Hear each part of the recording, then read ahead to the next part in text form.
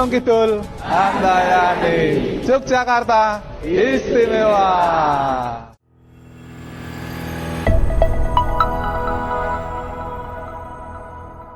Halo Tribuners, apa kabar Anda pada hari ini? Semoga dimanapun Anda berada tetap dalam keadaan sehat selalu. Dan senang sekali saya Noristera kembali menyapa Tribuners dalam acara Tribun Jogja Podcast. Tribuners, pada hari ini kita akan membahas tema menarik mengenai digitalisasi dan pariwisata Gunung Kidul, langkah strategis menuju masa depan. Tentunya untuk membahas tema kita yang menarik hari ini sudah hadir narasumber kita di studio Tribun Jogja, narasumber yang luar biasa adalah Bapak Hari Susanto. Beliau adalah Kabid Ekonomi Kreatif dan Industri Pariwisata Dinas Pariwisata Kabupaten Gunung Kidul. Pak Hari, apa kabar? Alhamdulillah baik Mbak Noris. Alhamdulillah ya, sehat, semangat ya Pak ya. Semangat. Oke, luar biasa. Terima kasih Pak Hari sudah meluangkan waktunya untuk hadir pada hari ini. Siap. Nah, kita ini mau membahas tentang digitalisasi dan pariwisata di Gunung Kidul, langkah strategis menuju masa depan. Iya. Nah, sebelum saya bertanya lebih jauh, saya mau tanya Pak, kalau saat ini di Kabupaten Gunung Kidul, khususnya di pariwisata Kabupaten Gunung Kidul itu, apakah sudah menerapkan digitalisasi seluruhnya Pak? Iya, jadi sampai saat ini di tahun 2024, ya Pemkab Gunung Kidul dalam hal ini Dinas Pariwisata itu sudah menuju 100% digitalisasi ya. Kalau dihitung persentase mungkin masih kurang sekitar 10% karena ada kendala keterbatasan infrastruktur teknologi seperti itu. Artinya sangat kecil ya. Yang belum menerapkan itu ya Pak ya. Betul. Nah, apa yang kemudian diambil oleh Dinas Pariwisata Gunung Kidul, langkah-langkah yang diambil untuk menerapkan digitalisasi di sektor pariwisata ini khususnya? Iya, mungkin langkah awalnya tentunya kita di pemerintahan Dinas Pariwisata itu sudah mengoptimalkan website resmi ya. Jadi kami di pariwisata sudah ada website pariwisata ya, .gunungkidulkap.go.id. Selain itu juga kita mengoptimalkan websitenya gunungkidulkap.go.id ya. Terus yang kedua kita juga selalu promosi digital ya. Jadi Dinas Pariwisata melalui medsosnya IG, Instagram, YouTube, jadi kita promosi melalui di sana destinasi wisata yang ada di Gunung Kidul. Terus yang ketiga di tahun 2024 ini kita sudah menerapkan e-ticketing ya melalui mobile point of sales atau MPOS yang ada di tiap-tiap TPR yang ada di Kabupaten Gunung Kidul. Terus yang keempat dalam rangka penguatan SDM kami juga sudah melakukan pelatihan digital ya untuk teman-teman pelaku usaha jasa pariwisata maupun pelaku ekonomi kreatif yang ada di Kabupaten Gunung Kidul. Itu langkah yang kami lakukan. Tentunya kami juga selalu berkolaborasi dengan teman-teman dari stakeholder terutama marketplace seperti Traveloka ya, tiket.com dan lain-lain untuk sebagai wadah promosi destinasi yang ada di Gunung Kidul. Seperti itu Mbak Noris. Oke, tadi untuk langkah-langkah yang telah diambil kan sudah ada mengoptimalkan website dan juga e-ticketing gitu ya. Nah, kalau melihat ini potensi pariwisatanya sendiri di Gunung Kidul ini bagaimana nih kalau Bapak melihat ini Pak? Iya, potensi pariwisata yang ada di Gunung Kidul itu alhamdulillah Gunung Kidul dikaruniai ya potensi keindahan alam yang luar biasa. Jadi ada sekitar 72 km ya panjang di tepi pantai. Jadi ada 112 pantai yang ada di Gunung Kidul. Itu hampir 62 sudah dikelola ya. Itu salah satu potensi keindahan alam yang ada di Gunung Kidul. Walaupun kedepannya Gunung Kidul tidak hanya berorientasi ke wisata alam, ada juga wisata buatan. Jadi wisata buatan ini tahun 2024 ada destinasi-destinasi baru yang dibangun oleh swasta juga. Ada Obelik, ada yang baru itu ada Jungwok dan sebagainya. Jadi ini bagi kami ini merupakan potensi yang sangat luar biasa. Selain itu juga ada potensi teman-teman pelaku usaha jasa pariwisata yang mendukung semua destinasi yang ada di Gunung Kidul seperti itu. Jadi kalau dikatakan Gunung Kidul itu sudah diberikan modal kekayaan yang luar biasa untuk pariwisata seperti itu. Oke. Jadi ya potensinya bisa dikatakan tinggal misalnya sambil tutup mata itu ketika ke Gunung Kidul semuanya sudah ada seperti itu. Oke, tadi juga dikatakan oleh Pak Hari ini kalau ada pelatihan digital bagi para pengelola Pelaku, ya. pariwisatanya, Betul. begitu ya. Nah, ketika sudah menerapkan digitalisasi, artinya kan literasi digitalnya juga harus meningkat. Nah, Ya. kalau melihat ini sumber daya masyarakatnya di Gunung Kidul ini apakah juga ikut meningkat terkait dengan literasi digitalnya nih Pak? Ya, jadi untuk literasi digital ini memang kita bertahap ya. Kita juga kolaborasi dengan Kominfo bagaimana kita sampai turun ke bawah ya, menciptakan cakap digitalisasi, cakap digital untuk masyarakat. Tapi yang diambil langkah dari Dispar dalam hal ini adalah kami berkolaborasi dengan asosiasi yang ada di Gunung Kidul seperti PPJI, PHRI ya, PPJI, PHRI, ada GKTC. Jadi kami merangkul semuanya termasuk HPI juga, Himpunan Pramuwisata Indonesia. Ya, kita latih bagaimana memasarkan secara digital seperti itu, dan nanti harapannya teman-teman ini bisa menjadi embrio untuk menyebarkan ke masyarakat seperti itu. Jadi memang ini langkah yang kami ambil ya, kita bertahap ya, secara bertahap kami akan melakukan pelatihan secara intens tiap tahun. Tahun ini kita adakan pelatihan 5 kali ya, marketing digital untuk teman-teman pelaku usaha jasa pariwisata, dan juga kami BIMTEK. Dan kendalanya kemarin juga untuk multi bahasa. Jadi ini teman-teman selain digitalisasi juga ada PR bagaimana melatih teman-teman pemandu itu supaya bisa berbahasa asing. Ini nanti PR ini kami akan kerjakan di 2025 seperti itu. Artinya nantinya akan ada pelatihan, Ya, pendampingan betul, bagi pendampingan. para pengelola wisata terkait dengan bahasa Wisata. gitu ya, Iya, Pak? betul. Oke.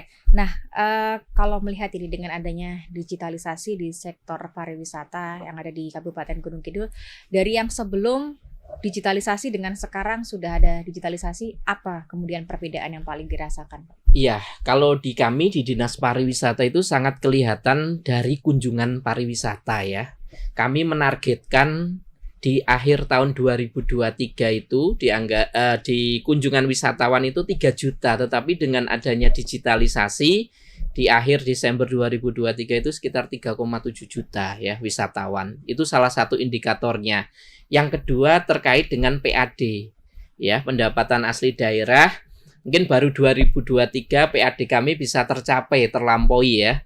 Jadi hampir 25 miliar, dan tahun ini kami ditarget cukup tinggi sekitar 29 miliar. Ini tantangan bagi kami ketika menerapkan digitalisasi, bagaimana kita mempromosikan itu melalui digitalisasi, melalui website tadi, medsos dan sebagainya. Ya, ini mengharapkan menjadi daya tarik wisata yang akan menarik wisatawan untuk datang ke Gunung Kidul seperti itu. Jadi yang paling kelihatan itu Mbak Noris. Jadi kunjungan wisatawan bertambah banyak. Oke, Pak Hadi tadi mengatakan ada tantangan gitu Pak ya. Nah, apa sih Pak tantangan utama atau tantangan paling besar dalam menerapkan digitalisasi di sektor pariwisata ini? Apa tantangan paling besar ya Pak? Iya, tantangan paling besar itu yang pertama itu kita terkait dengan keterbatasan infrastruktur TI ya, teknologi informasi. Kita ketahui sendiri ya, Gunung Kidul itu daerahnya berbukit-bukit ya, itu tidak semua wilayah itu belum terjangkau akses internet. Itu tantangan yang paling berat bagi kami. Namun demikian kami akan bertahap berkoordinasi dengan Kominfo ya. Kemarin sudah disurvei supaya nanti di tiap-tiap tempat pemungutan retribusi dan destinasi kita siapkan akses wifi gratis untuk wisatawan seperti itu. Yang kedua terkait dengan SDM. Lah ini juga SDM ternyata tadi untuk supaya literate tadi, termasuk pelaku petugas ini ketika memanfaatkan MPOS juga butuh pendampingan pelatihan yang sangat intens seperti itu. Itu kendala yang ada di kami tantangannya. Oke. dalam menerapkan digitalisasi. Lalu untuk mengatasinya bagaimana Pak kalau untuk SDM? Kalau untuk keterbatasan tadi kan bertahap ya Pak ya. Ya. Nah, kalau yang untuk SDM sendiri selain pendampingan, selain pelatihan, nantinya seperti apa Pak?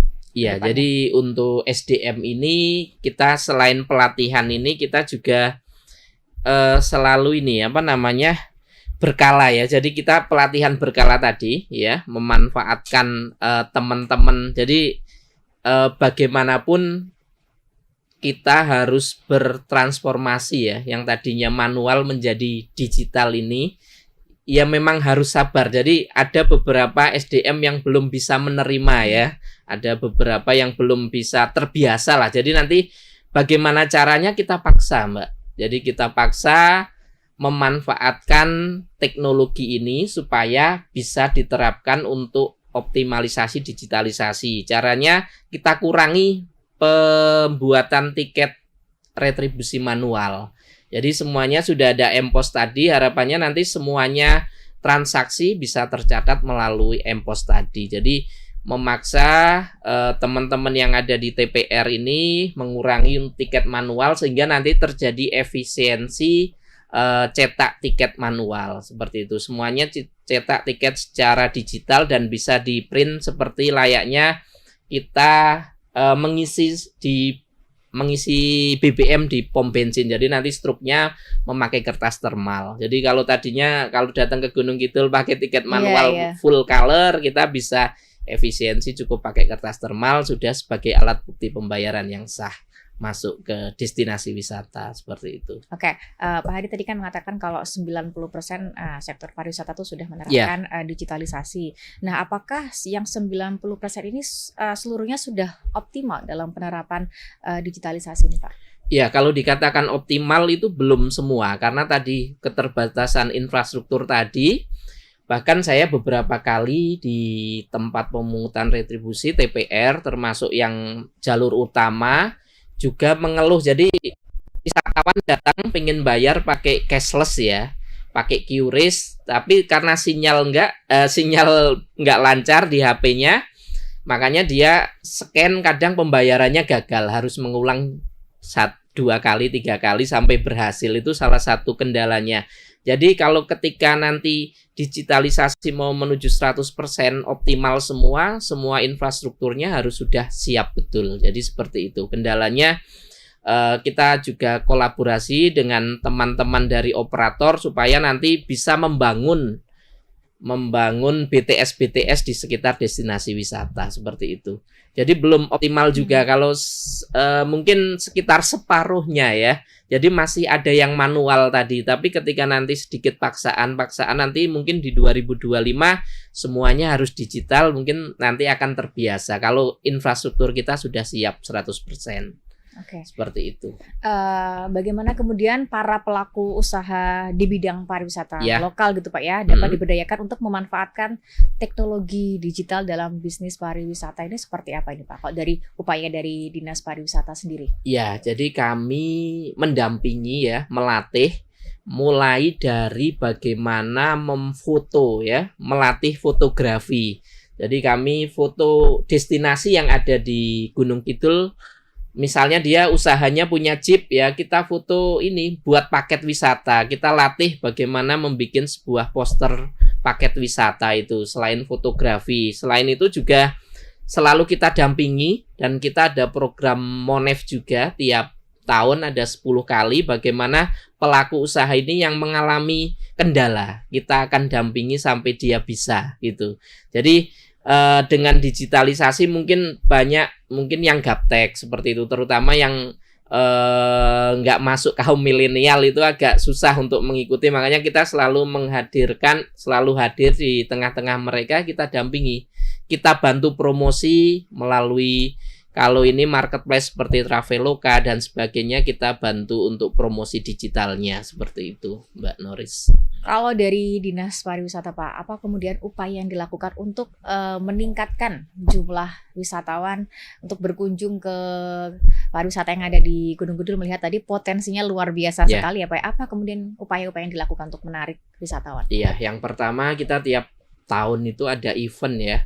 Ada event minimal 3 kali dari kita kemarin seperti mengadakan beach and run ya di Krakal, itu juga untuk menarik wisatawan. Ternyata banyak yang tertarik mengikuti event tersebut sekaligus berwisata. Yang kedua, kita juga jelajah wisata ini di Ngelanggeran, mengangkat potensi desa wisata. Itu juga cukup menarik wisatawan. Jadi kita membuat event-event tahunan yang rutin dan itu bisa diakses wisatawan, kita promosikan melalui media sosial itu. Yang ketiga, di tahun ini, di September ini kemarin kita mengadakan Gunung Kidul Tourism Festival. Kita juga mengangkat potensi desa wisata yang ada di Semin, di Bendung, karena dia juara desa wisata. Makanya kita rutin memberikan award penghargaan buat desa wisata yang aktif, yang ingin mempromosikan wisatanya yang ada di kalurahan atau desa wisatanya masing-masing, yaitu sebagai bentuk langkah upaya Dinas Pariwisata untuk mengundang wisatawan datang. Kegiatan event ini tidak hanya diselenggarakan 1 hari, tapi biasanya minimal 2 hari. Harapannya itu wisatawan itu bisa stay di Gunung Kidul. Jadi kalau seperti lari, eventnya kita sudah mulai jam 5 subuh. Jadi mau nggak mau kan malamnya menginap di Gunung Kidul. Itu strategi yang dilakukan Dinas Pariwisata dan impact-nya cukup lumayan. Target PAD kami sudah hampir 80%, sudah tinggal 20% lagi nanti di akhir tahun kami yakin akan bisa tercapai.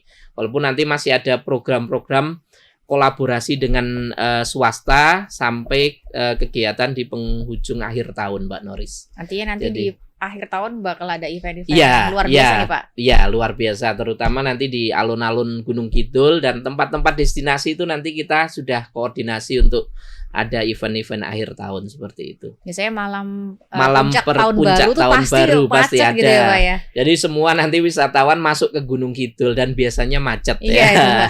Oke. Nah, selain tadi pemasaran ya Pak ya, apa kemudian yang dilakukan oleh Dinas Pariwisata untuk memasarkan pariwisata selain melalui media sosial sejauh ini seperti apa? Apakah mungkin juga membuat paket-paket wisata yang menarik kah atau seperti apa itu Pak? Iya, jadi kita promosinya di wisata itu selain kita melalui digitalisasi medsos dan sebagainya, kita mengadakan event rutin seperti tabletop. Ya, tabletop itu benar-benar ketemu antara buyer sama seller ya. Jadi calon pembeli, calon pengunjung wisatawan datang dan calon yang jual, teman-teman pelaku usaha bertemu. Yaitu nanti langsung bisa deal-dealan harga seperti itu. Oh, saya mau berkunjung ke Gunung Kidul tanggal sekian. Itu sebagai sarana promosi yang paling ampuh juga. Jadi ketemu tidak secara online tapi bertemu bertatap muka secara langsung. Itu yang dilakukan Dinas Pariwisata. Yang kedua, memang kami selalu mengajak masyarakat untuk berpartisipasi aktif bagaimana membuat paket wisata yang out of the box. Jadi kami di bidang kami kemarin baru menyelenggarakan lomba inovasi paket wisata. Lah ini membuat menarik supaya menarik wisatawan lagi, jangan sampai wisata Gunung Kidul hanya itu-itu saja. Jadi dikembangkan paket wisatanya dan wisata di Gunung Kidul itu harapannya bisa saling berkolaborasi, borderless ya. Jadi tidak hanya di wilayah pantai saja.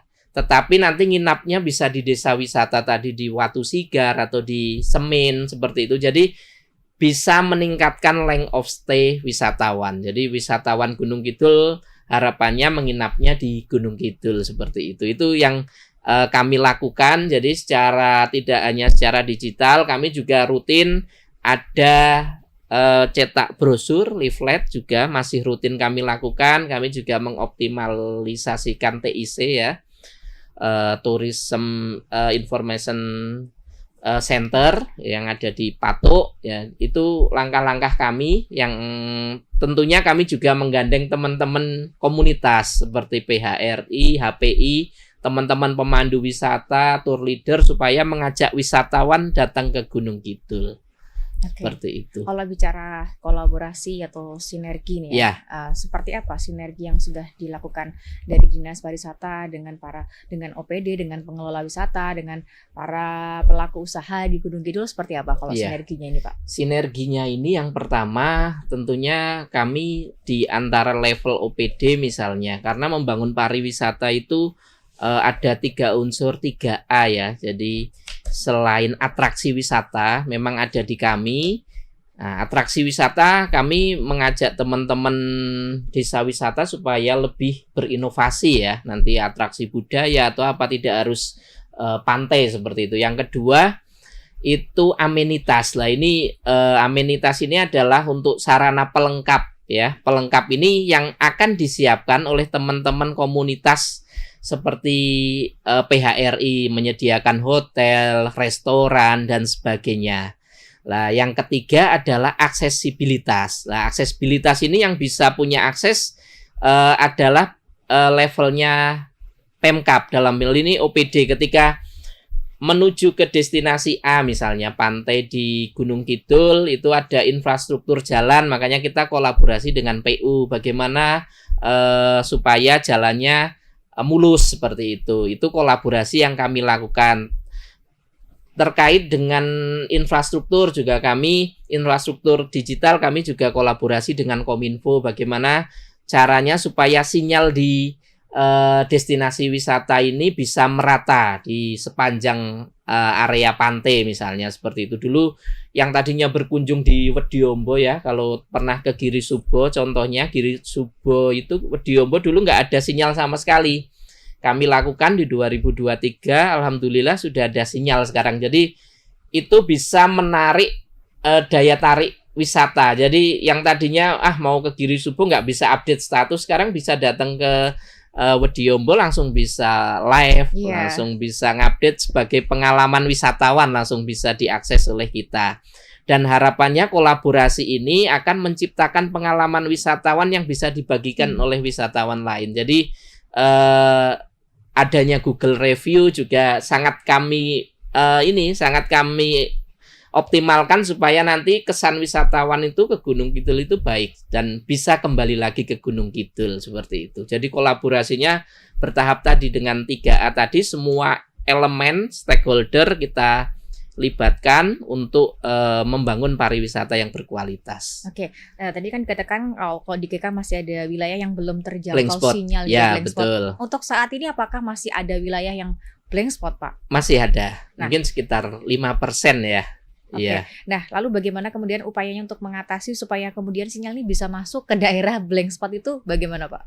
Iya, ini juga PR juga, kami ada kemarin masih mensurvei ada dua TPR ya, TPR Tepus sama di Pok Tunggal itu bahkan tiang Telkom atau tiang PLN aja belum masuk ke sana, masih harus menggunakan tiang bambu untuk sampai itu. Bagaimana caranya? Kita kolaborasi terutama Dinas Pariwisata sesuai tusinya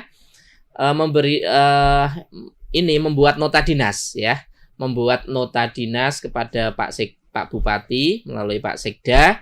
Jadi keterbatasan infrastruktur tadi bagaimana caranya kita atasi, akhirnya turun dispo ke Kominfo. Kemarin sudah survei dan rencananya di 2025 ya satu persatu bisa diakomodir oleh teman-teman dari Dinas Kominfo supaya bisa ditarik infrastruktur fiber optik ke arah minimal sampai ke titik tempat pemungutan retribusi supaya nanti bisa bertransaksi secara digital tadi. Nah, nanti ke depannya perluasan sampai ke destinasi ya, supaya masuk ke destinasi itu tidak seperti orang kehilangan sinyal. Karena sekarang kalau ini ya nanti sudah pada nggak ada sinyal, nanti ke depannya pada susah berkomunikasi lah. Ini harapannya secara bertahap juga, tidak bisa serta-merta untuk menangani yang blank spot tersebut. Namun demikian kita berupaya yaitu nanti menarik teman-teman dari investor terutama telekomunikasi untuk membangun infrastruktur yang ada di sana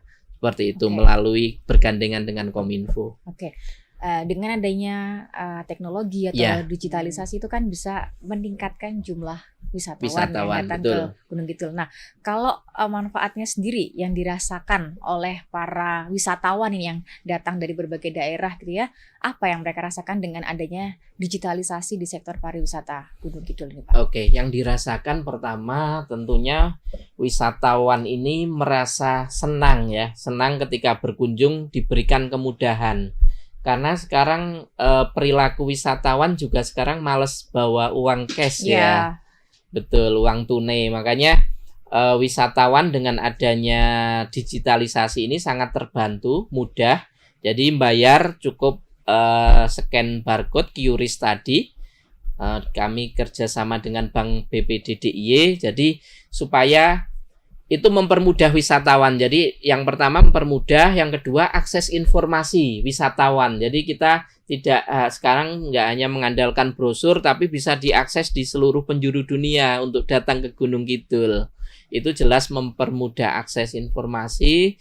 Terus yang ketiga diharapkannya wisatawan ini puas ya dengan adanya aksesibilitas tadi, tidak hanya infrastruktur fisik tapi infrastruktur digital.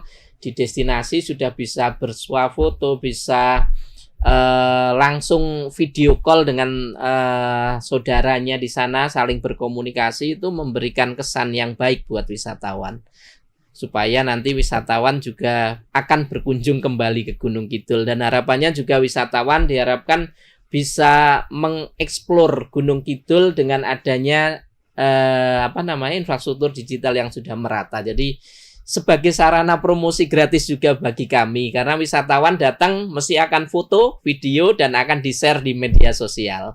Seperti itu. Oke.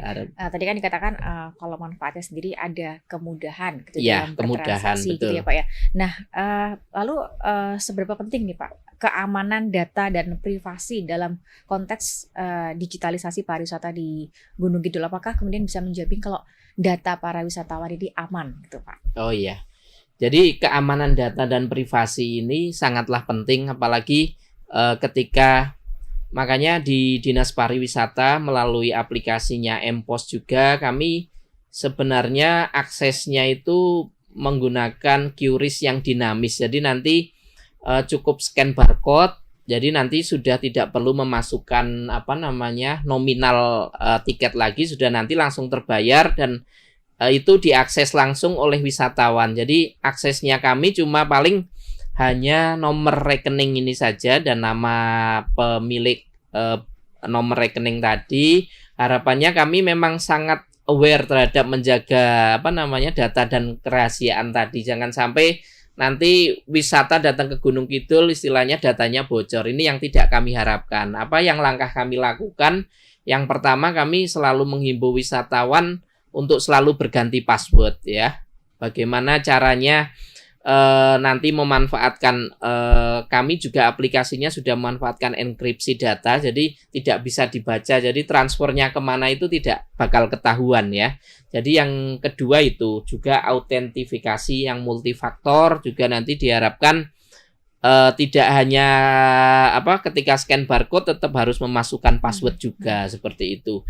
Dan tentunya kami juga bekerja sama dengan bank yang sudah kredibel ya. Kebetulan di DIY ada Bank BPD DIY, jadi kami memang sudah saling berkomitmen untuk menjaga data kerahasiaan wisatawan. Seperti itu Mbak Noris. Oke, Pak Hari, ini bicara digitalisasi dan pariwisata Gunung Kidul, langkah strategis menuju masa depan. Nah, langkah strategis menuju masa depan pariwisata di Gunung Kidul ini yang seperti apa ini Pak yang dimaksud ini Pak? Iya, jadi langkahnya kita tentunya tadi yang disampaikan dari awal, kami ingin membangun pariwisata Gunung Kidul yang berkualitas ya.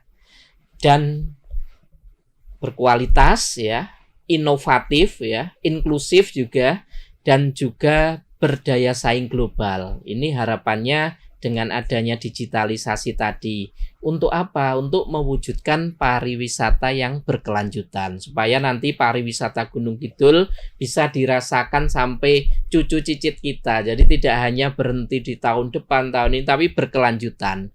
Itu goal visi yang akan dicapai Pemkab Gunung Kidul ke depannya terkait dengan pariwisata, seperti itu. Oke, bicara mengembangkan pariwisata di Gunung Kidul yang berkelanjutan. Nah, apa upaya yang sudah dilakukan maupun yang akan dilakukan ke depannya, apa saja nih Pak upaya-upayanya Pak? Iya, upaya-upayanya tadi yang disampaikan. Jadi pariwisata berkelanjutan itu banyak sekali faktornya. Salah satunya tentunya lebih ke arah bagaimana memelihara lingkungan, ekosistem yang ada di destinasi supaya itu tidak merusak lingkungan seperti itu. Itu faktor langkah pertama. Kami juga berkolaborasi selalu dengan DLH, Dinas Lingkungan Hidup. Ya, jangan sampai kita membangun pariwisata itu nanti bertentangan dengan lingkungan yang ada di sekitar. Nah, seperti itu. Yang kedua, tentunya kami membangun pariwisata ini tidak bisa sendiri ya. Karena kami selalu melibatkan pentahelik kalau di pariwisata. Yang pertama akademisi, kami juga selalu bekerja sama dengan pihak-pihak kampus. Yang kedua bisnis swasta, bagaimana kita mengundang investasi untuk investor untuk datang untuk menginvestasikan di Gunung Kidul ya. Community, jadi komunitas ini teman-teman dari desa wisata, dari Darwis selalu kami libatkan supaya ayo kita membangun pariwisata tadi supaya bisa nanti jangan sampai hanya pariwisata itu booming di saat sekarang, tetapi bisa selalu berkelanjutan tadi. Yang keempat government, pemerintah. Dalam hal ini kami bersinergi dengan OPD-OPD terkait. Terus yang kelima adalah media. Lah ini kami terima kasih kepada Tribun News ya yang sudah memfasilitasi kami untuk ini sebagai sarana promosi Dinas Pariwisata pemerintah Kabupaten Gunung Kidul dalam hal ini mengenalkan potensi wisata yang ada di Gunung Kidul. Lah 5 stakeholder ini atau pentahelik ini selalu kami libatkan di setiap event pariwisata ya. Jadi kami di awal tahun itu selalu rakor gabungan industri pariwisata melibatkan seluruh stakeholder ini, dan kedepannya di akhir tahun juga kami lakukan evaluasi. Jadi itu langkah untuk kami untuk saling ini ya menangkap isu ya dan mengatasi permasalahan yang ada. Jadi biar permasalahan yang ada di lapangan terutama di pariwisata sangat kompleks ya. Sedikit misalnya nggak dikasih tiket sudah viral seperti itu. Ini masalah-masalah yang memang ya bumbu-bumbu yang ada di Dinas Pariwisata supaya kami selalu berevaluasi untuk bagaimana caranya wisatawan itu puas dan kembali lagi ke Gunung Kidul tanpa ada problem-problem yang ada di lapangan. Seperti itu Mbak Noris ya. Jadi langkahnya supaya pariwisata berkelanjutan, bagaimana kita menjaga mutu kualitas dari destinasi wisata, menyiapkan infrastruktur tadi, dan termasuk pendukungnya, pemandu wisatanya juga selalu kami latih supaya membuat wisatawan itu senang untuk berwisata di Gunung Kidul dan akan kembali, yang diharapkan itu akan kembali ke Gunung Kidul lagi, menyebar luaskan ke masyarakat atau wisatawan lain yang ada di seluruh penjuru Indonesia seperti itu. Oke, Pak Hari, tadi kita sudah bicara tantangan digitalisasi di sektor pariwisata tadi kan terkait dengan keterbatasan TI yang belum menjangkau. Nah, bicara soal tantangan kan pasti ada peluangnya gitu Pak ya. Iya. Peluangnya sendiri terkait dengan digitalisasi teknologi informasi yang ada di sektor pariwisata seperti apa Pak ke depan peluangnya? Iya, jadi peluangnya ini kami ketika berbicara dengan digitalisasi sebenarnya semua pihak dalam hal ini swasta itu banyak sekali menawarkan ke kami ya kerjasama ya. Ayo istilahnya peluangnya misalnya membuat aplikasi pariwisata. Kebetulan di Gunung Kidul belum ada. Beberapa dari pihak menawarkan nanti ke depannya aplikasi tersebut bisa diisi seperti dompet digital. Nah, dompet digital ini jadi nanti bisa buat berbelanja ketika masuk ke destinasi, termasuk untuk membayar retribusi. Ya, itu bagi kami itu peluang sebenarnya, tapi belum bisa terimplementasi karena peluang ini juga ada kendala di regulasi seperti itu. Bagaimana caranya ketika kami juga berpeluang wisatawan itu bisa pesan tiket dari rumah, bisa langsung dibayar, tetapi kita di regulasi menyatakan bahwasanya uang itu harus masuk 1 kali 24 ketika uang sudah masuk wisatawan harus langsung berkunjung. Jadi peluang tadi juga masih ada kendala. Harapannya nanti ke depannya kita bisa membangun lah aplikasi pariwisata yang benar-benar bisa satu genggaman mempermudah wisatawan. Ya, peluang tadi luar biasa, tetap ada, memungkinkan sekali. Jadi wisatawan mungkin nanti ke depannya bisa berwisata melalui HP, jadi virtual reality ya. Jadi bisa pakai headset, bisa serasa di Pantai Krakal, serasa di Pantai Baron. Nah, itu peluang-peluang itu yang akan nanti kita tangkap ke depannya, seperti itu, Mbak. Banyak sekali peluangnya yang memang nanti bertahap akan kami diskusikan dengan pimpinan kami supaya nanti ke depannya wisatawan benar-benar merasakan, oh di Gunung Kidul itu memang tidak hanya wisata secara fisik, misalnya bisa memakai AR atau VR-nya, seperti itu. Itu, Mbak. Dan itu jadi inovasi juga ya, nanti ke inovasi depannya, ke depannya memanfaatkan teknologi tadi. Jadi nanti sebenarnya kalau aplikasi tadi bisa, misalnya kita bisa mengakses CCTV juga. Jadi wisatawan ketika datang ke Gunung Kidul itu bisa cek dulu, oh jalurnya padat tidak. Ini belum kita implementasikan, itu peluang juga. Jadi oh ternyata jalurnya padat, tidak hanya bisa ngecek di map, tapi bagaimana wisatawan itu bisa sampai ke lokasi, kita dampingi secara online, seperti itu. Oke, jadi kalau jalan utamanya macet, ada jalan Alternatif lain bisa juga, mencapai ke destinasi. Oke, nah kalau visi jangka panjangnya untuk pariwisata khususnya yang ada di Gunung Kidul dalam menghadapi perkembangan digital yang sangat-sangat cepat ya Pak ya. Nah, seperti apa itu Pak nanti ke depannya? Iya, jadi tentunya kami visinya adalah bagaimana tadi mewujudkan pariwisata yang inovatif, Mbak. Yang inovatif, ya, inklusif, berkualitas dan berkelanjutan. Jadi itu harapan kami yang ada di Dinas Pariwisata, bagaimana membangun pariwisata dengan digitalisasi ini supaya pariwisata itu lebih berkualitas dan berkelanjutan, dan harapannya juga tentunya inovasi-inovasi tadi bisa diterapkan di Gunung Kidul itu. Jadi nanti wisatawan itu sangat terbantu sekali, nanti sudah tidak ada lagi tiket manual kalau sudah semuanya berjalan, semuanya secara digital, dan wisatawan bisa istilahnya bisa puas, bisa menceritakan pengalamannya, bahkan reviewnya bisa di aplikasi tersebut ya, review wisatawan tadi, experience ya yang diharapkan itu, experience puasnya tadi bisa disampaikan sampaikan ke yang lain, seperti itu. Ini juga menarik ya supaya tadi reviewnya gitu ya, bisa menggandeng konten kreator. Betul. Vlogger, para influencer gitu juga salah satu upaya dari Dinas Pariwisata atau bagaimana? Iya, kita juga selalu gandeng teman-teman vlogger, teman-teman, karena kita nggak bisa sendiri sih untuk mempromosikan pariwisata.